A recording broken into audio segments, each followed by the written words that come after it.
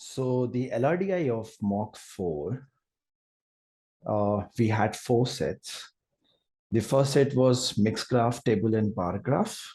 That was the question based on the CAB aggregator. There were 6 questions.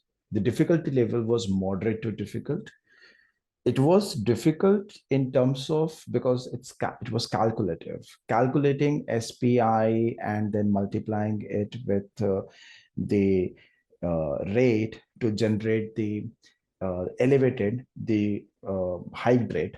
So those all calculations were difficult ones. But if you're going to use a calculator, it will come down to moderate. Because it's not easy because there were so many values to calculate. If you look at the second set, which was the missing data, this was about the relay race by 8 countries.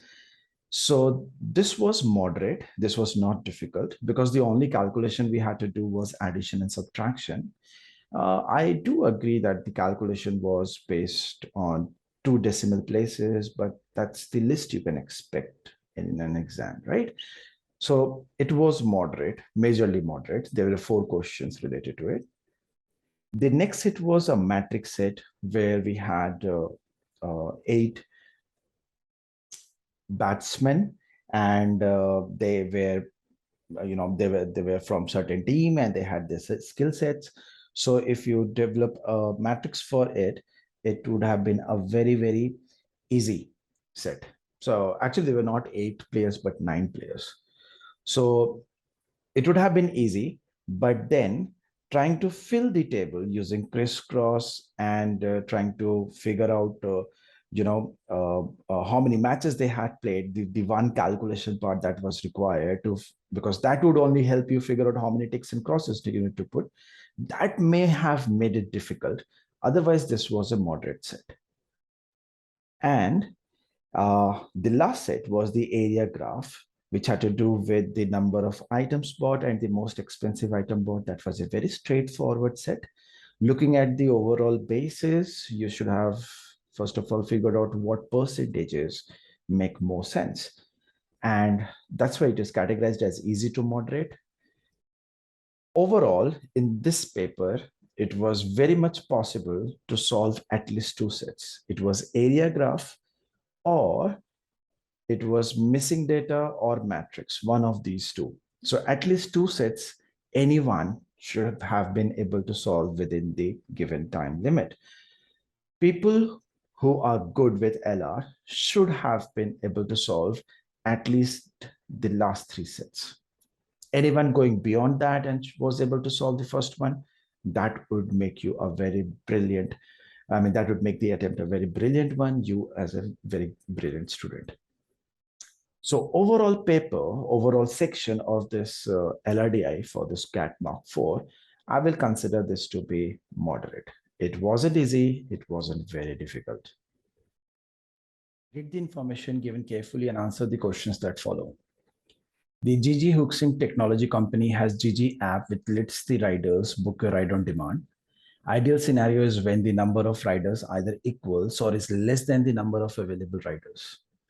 There are times when many people are requesting rides due to bad weather, rush hour, and special events may cause unusually large numbers of people to want to request a ride with GG all at the same time, such that the number of riders, only the person who books from the app is considered the rider, is more compared to the number of available drivers on the GG app. So this is a standard scenario when it comes to Ola, Uber, or any other aggregated cab driver app. Right? Okay. Next says a crisis occurs when the number of riders denoted by R exceeds the number of available riders. So R minus D. Okay. On the app, where more drivers are needed to reach the ideal scenario, the number of more drivers to reach the ideal scenario is denoted by D. So this is obvious. The difference of number of riders and number of available riders, that is the extra number of drivers we need.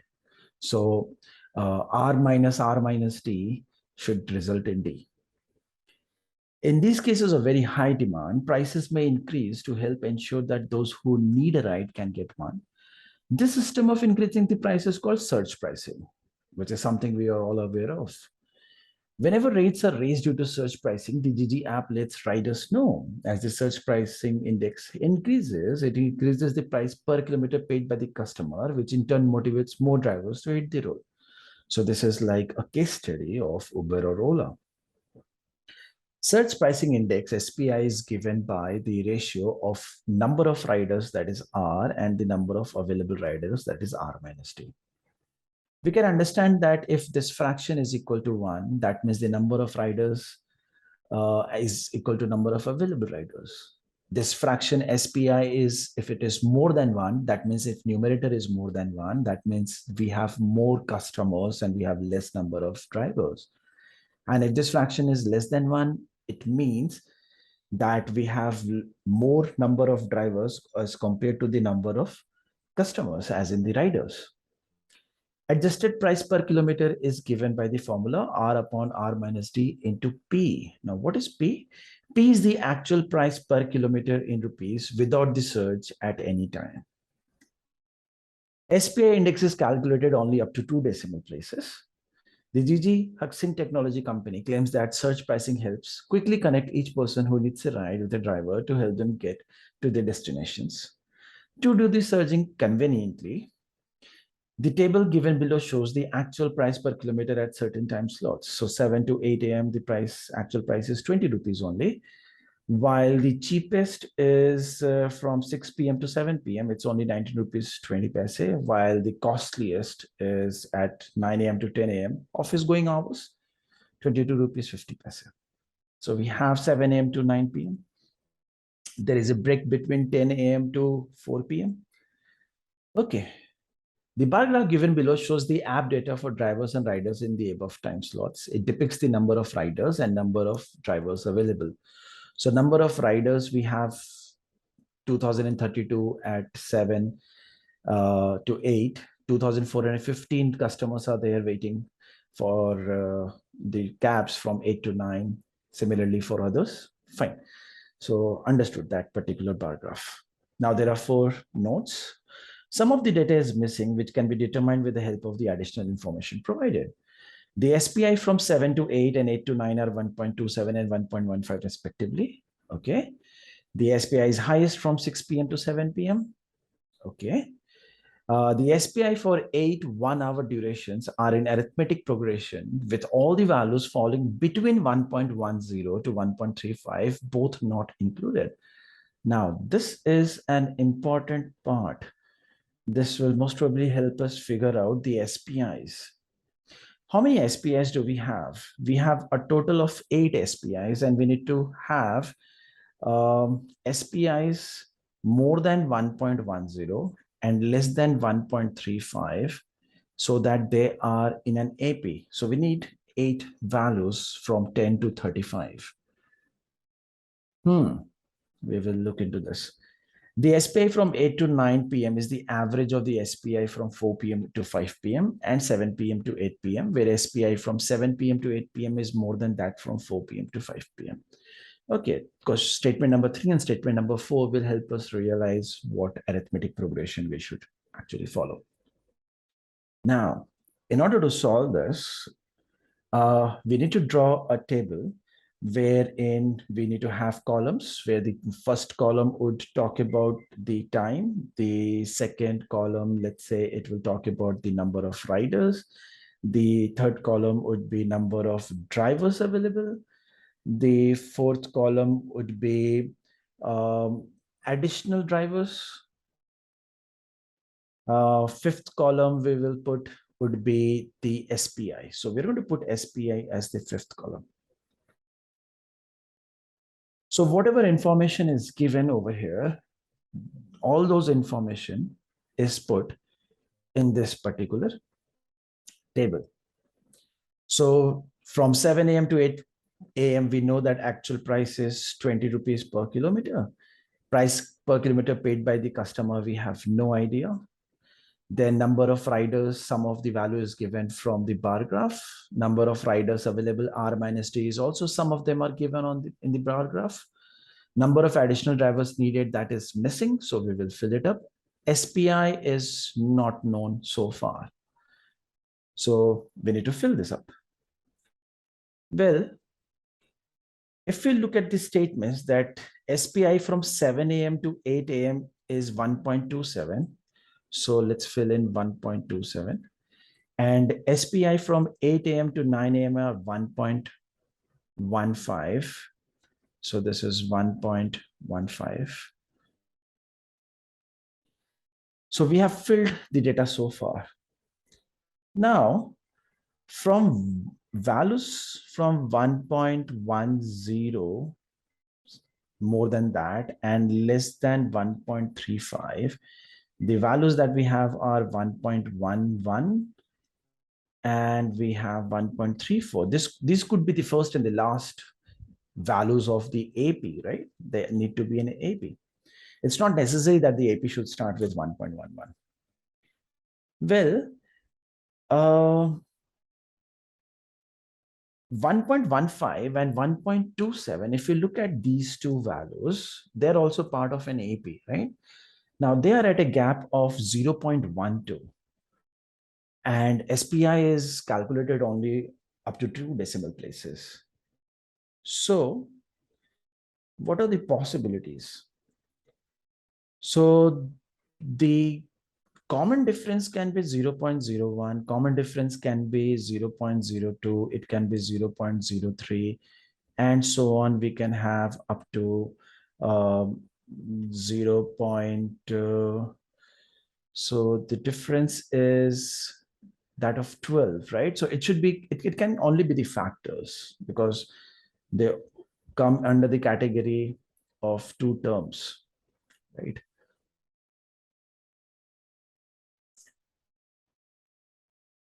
So we can have 0.04, we can have 0.06, or we can have 0.12. These are the different common differences we can have. Reason, since they are the terms of an AP, they should also jump by the same factor, right? Okay. Now, if we take 0.03, so we will have 14, we will have 17, we will have 20, we will have 23, we will have 26, we will have 29, we will have 32. So if we jump by 3, these are 8 values we will be getting, out of which we needed 1.15 and 1.27. They both are missing. So that means the AP doesn't start from 1.11. It should actually start from 1.12. Then it will make complete sets. So if you take 1.12 and jump by 0.03, we will have 1.15, which is there. Then we will have 1.18, we will have 1.21, we will have 1.24, we will have 1.27, that is also present. We will have 1.30, and we will have 1.33. So we will have these 8 SPIs, wherein 2 values are present. Instead of 0.03, if we take any other common difference, it will not work out, right? Definitely at 0.06, it will cross the range. 0.012, it will cross the range.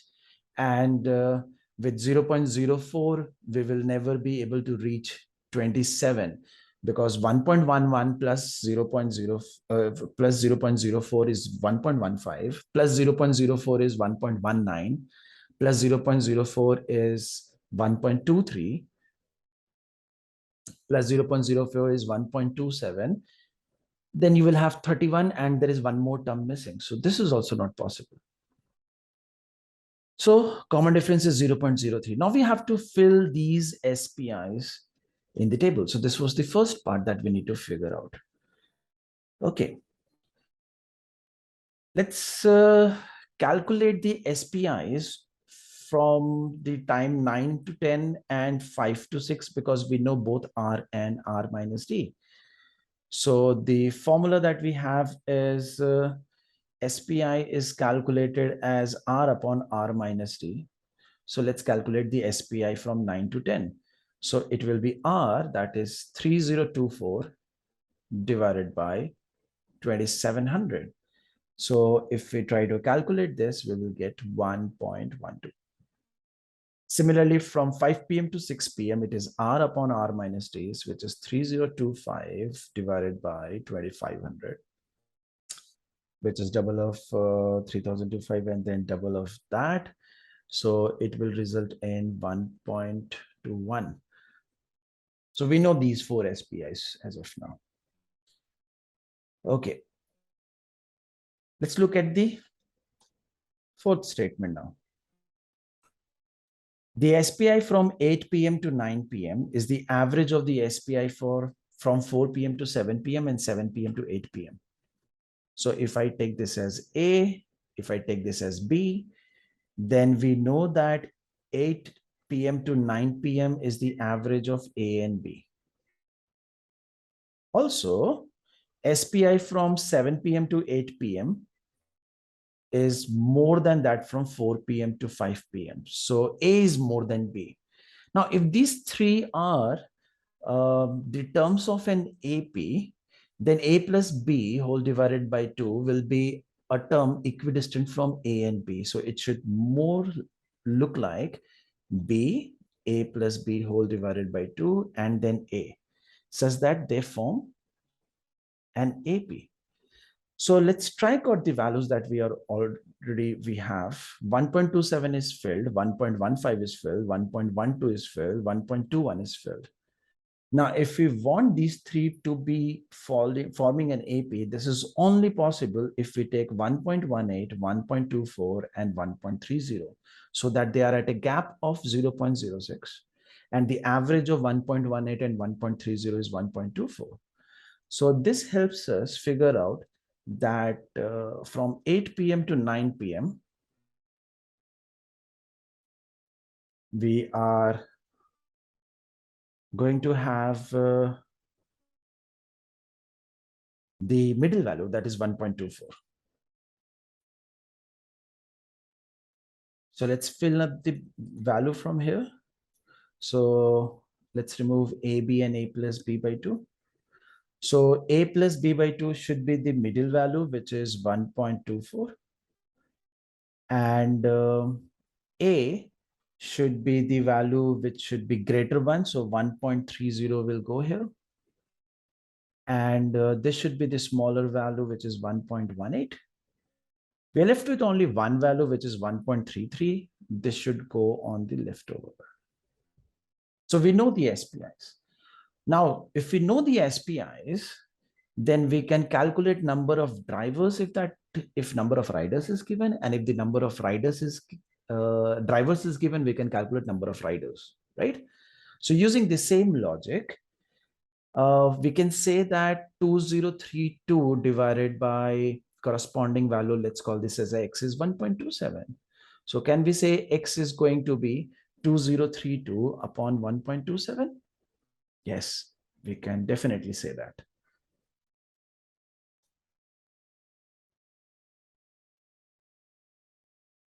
So this is going to be 2032 divided by 1.27. Well, if we happen to solve this, this should result in 2032 divided by 1.27 will result in approximately 1600. Similarly, from 8 a.m. to 9 a.m., 2415 divided by 1.15. So this is going to go 2 times, and then we will have 2100. Okay, let's calculate 7 p.m. to 8 p.m. We will have 3380 divided by 1.3.